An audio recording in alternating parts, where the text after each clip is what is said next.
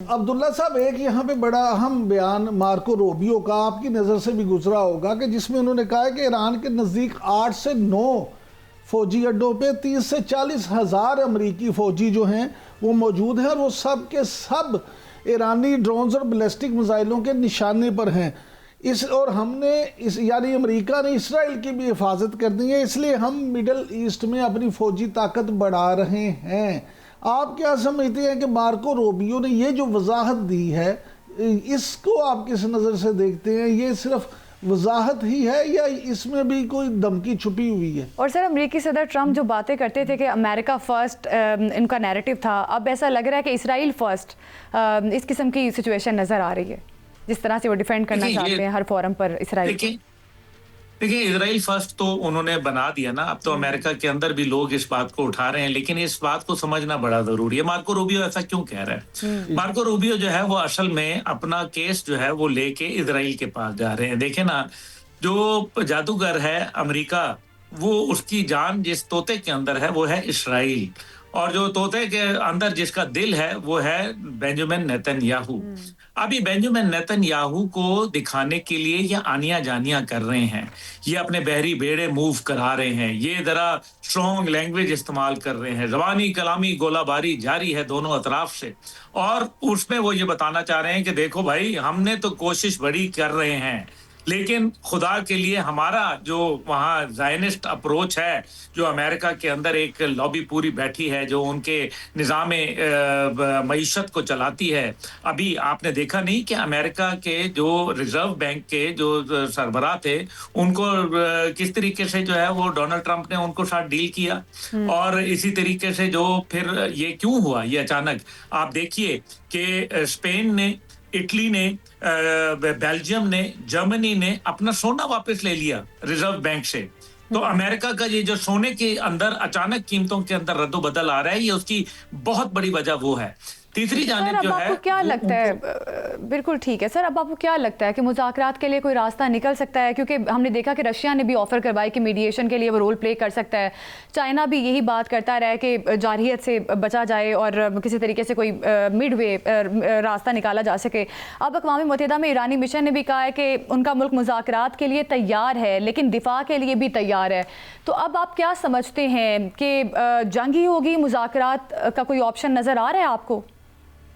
اگر تو یہ فل فلیج جنگ ہو گئی تو یاد رکھیں تیسری جنگ عظیم جو ہے وہ آپ کے دروازے پہ دستک دے رہی ہے۔ پاکستان نہ چاہتے ہوئے بھی اس کے اندر شامل ہو جائے گا یا شامل کر لیا جائے گا۔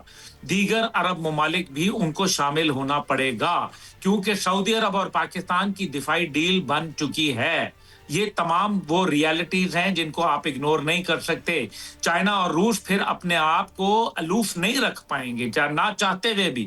دوسری جانب جو ہے لمیٹڈ سٹرائکس وہ موجود ہیں کہ ایک فیس سیونگ جس کو کہتے ہیں سٹیم آؤٹ کرنے کا امریکہ کو موقع دے دیا جائے، صحرا کے اندر کہیں بالکل لک و دک علاقے کے اندر وہ 2-4 میسائل مارے اور کہے کہ جناب دیکھو ہم نے تو بڑا کام کیا ہے، ابھی اس سے زیادہ ہم کیا کر سکتے تھے، کیونکہ اسرائیل کو خوش کرنا ہے۔ نیتن یاہو جس کی گردن پھنسی ہوئی ہے قانونی مقدمات کے اندر، انٹرنیشنلی بھی اور اپنے ملک میں بھی جہاں کرپشن کے الزام ہے۔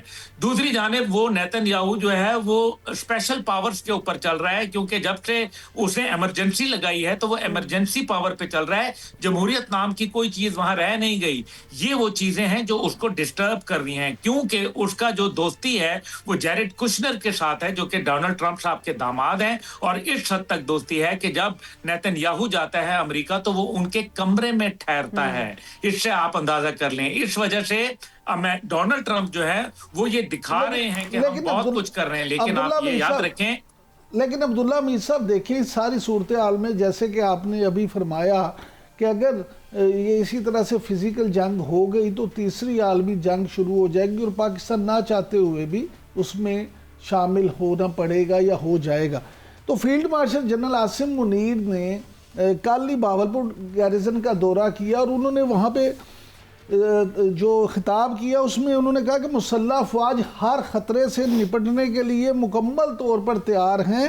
اور آپ کیا سمجھتے ہیں، آج فیلڈ مارشل کی ملاقات بھی ہوئی ہے ترک چیف آف جنرل سٹاف سے، ترکیہ ہمارا جو ہے آپ کو پتہ برادر ملک ہے اور پاکستان کے ساتھ، بلکہ پاکستان کے بارے میں وہ تو ہمیشہ یہ کہتے ہیں کہ پاکستان ہماری ڈیفنس لائن ہے. تو یہ جو سارے معاملات ہیں اس میں آپ کیا سمجھتے ہیں کہ پاکستان خصوصاً فیلڈ مارشل کی شخصیت اس سارے معاملے میں کیا کردار ادا کر سکتے ہیں؟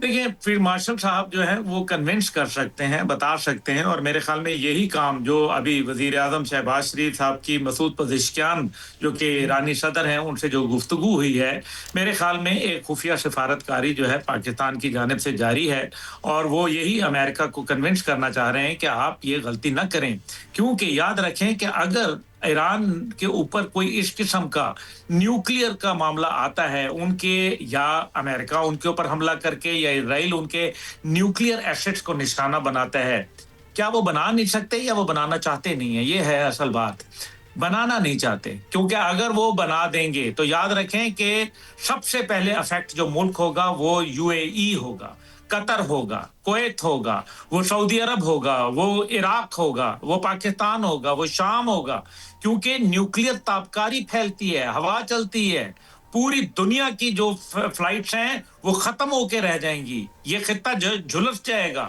اس لیے نیوکلیئر تابکاری نہیں جو کہ ان کے پاس موجود ہے، ہنڈریڈز آف کیجیز کے اندر ان کے پاس انریچڈ یورینیم موجود ہے جو کہ which is good for making a dirty bomb. یہ غلطی کبھی امریکہ نہیں کر سکتا، نہ اس کو صدر ٹرمپ کا جو ریٹرک آف رجیم چینج ہے، یہ تو اسرائیلی میڈیا جو ہے وہ بھی تسلیم کر رہا ہے، وہ بھی کہہ رہے ہیں کہ اس وقت ایران کے پاس 8 سے 10 ایٹم بم بنانے کا سامان موجود ہے، انریچڈ یورینیم موجود ہے.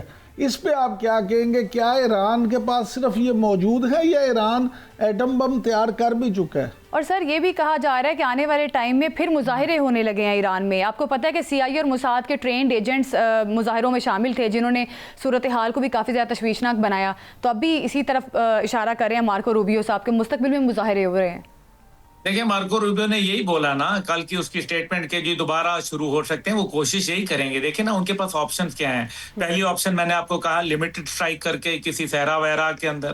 دوسرا آپشن ان کے پاس یہ ہے کہ وہ وہاں کھڑے ہو جائیں، محاصرہ کر لیں اپنے شپس کے ذریعے، کیونکہ علاقے کے جتنے بھی جو کہ آپ کا پہلا سوال تھا کہ جو ان کے 21 اڈے ہیں جن میں سے فکسڈ اڈے جو ہیں وہ ان کا قطر میں ہے، UAE کے اندر ہے، سعودی عرب میں ہے، جارڈن کے اندر ہے اور بحرین کے اندر ہے. تو یہ وہ جو علاقے ہیں جہاں ان کے یہ فوجی موجود ہیں.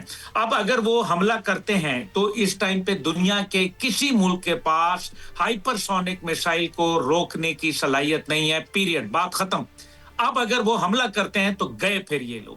اور اسی وجہ سے تمام یہ ممالک جو کہ جن کے اڈے موجود ہیں وہ یہ کہہ رہے ہیں کہ خدا کے لیے ہماری نہ زمین استعمال ہوگی نہ ہماری فضا استعمال ہوگی، کیونکہ ایران ریٹیلیٹ کرے گا. ماضی میں اس نے حدید بیس کے اوپر کر کے دکھایا ہے قطر کے اندر، اس لیے یہ بات تو یہاں آ گئی. دوسری جانب جو ہے ایران نے 2 تاریخ سے اپنی بحری مشقیں جو ہے وہ 2 روزہ وہ شروع کرنے کا آبنائے ہرمز میں اعلان کر دیا ہے، جو کہ ڈائریکٹ چیلنج ہے امریکن وہاں ویسلز کو. تیسری چیز جو انہوں نے یہ بات کہی ہے کہ نیوکلیئر کا، دیکھیں نا اسرائیل تو نہیں بچنے لگا. اسرائیل تو خالی اگر میسائل ٹیکنالوجی استعمال ہوئی جس دن، کیونکہ یاد رکھیں اگر ایران کو یہ پتا چلا کہ ہماری موت واقع ہونے والی ہے اس دن وہ اسرائیل کو نہیں چھوڑے گا، صفحہ ہستی سے مٹا دے گا. ایران تو بچ جائے گا بالکل. اگر امریکہ ایران پر حملہ کرتا ہے تو پھر ظاہر ہے امریکہ کے ساتھ ساتھ جو امریکہ کے اتحادی ممالک ہیں ان کو بھی نقصان پہنچے گا.